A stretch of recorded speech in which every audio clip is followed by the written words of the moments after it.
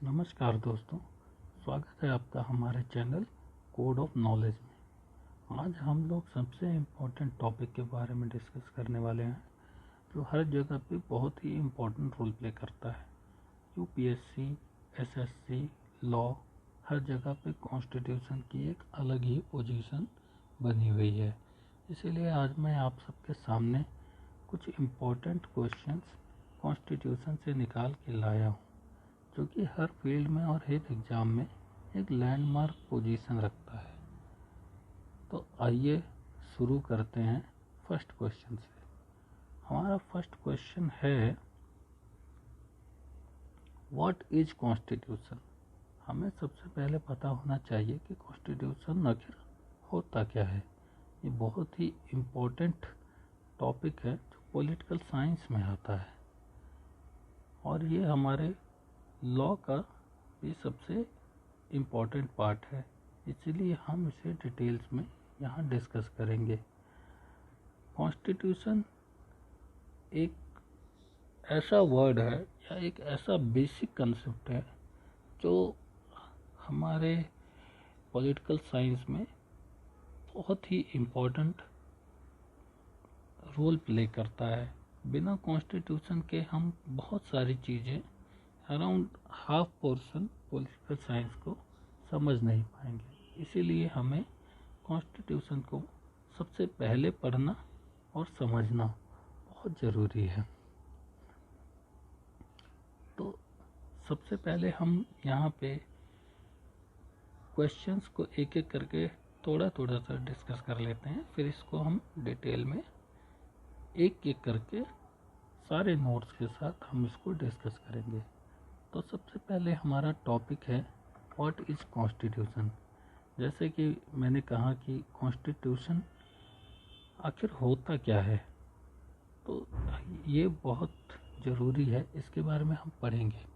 और दूसरा हमारा क्वेश्चन होगा, व्हाट इज़ कॉन्स्टिट्यूशनलिज्म। तो आगे हम लोग देखेंगे कि इनके बीच का डिफरेंस क्या है, क्योंकि ये दोनों सुनने में और पढ़ने में सिमिलर लगते हैं लेकिन है बहुत अलग। इसीलिए इनके बीच का डिफरेंस जानना और समझना बहुत ज़रूरी है। तो अगला हमारा क्वेश्चन होगा कि आखिर हमें कॉन्स्टिट्यूशन और कॉन्स्टिट्यूशनलिज्म की ज़रूरत क्या है। Why do we need constitution and constitutionalism.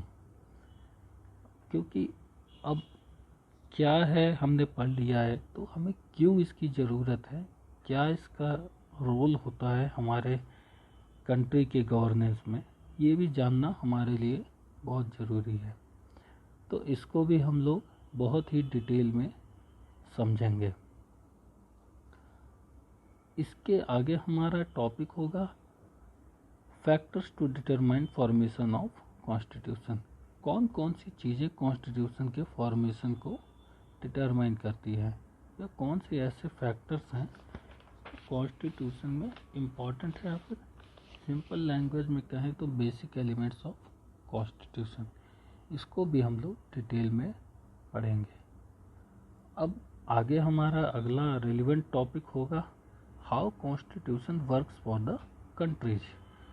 तो कॉन्स्टिट्यूशन किसी देश में कैसे काम करता है और किस तरीके से ये रेगुलेट होता है। कॉन्स्टिट्यूशन वहाँ के लॉज, कंट्रीज़ के लॉज, इंस्टीट्यूशंस को रेगुलेट करता है।